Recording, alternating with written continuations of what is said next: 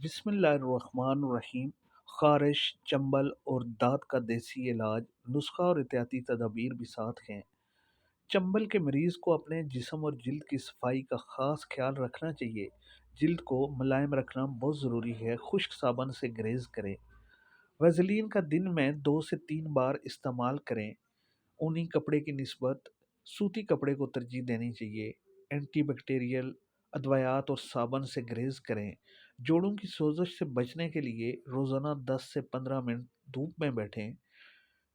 T tree oil لگانے سے خارش پر قابو پایا جا سکتا ہے۔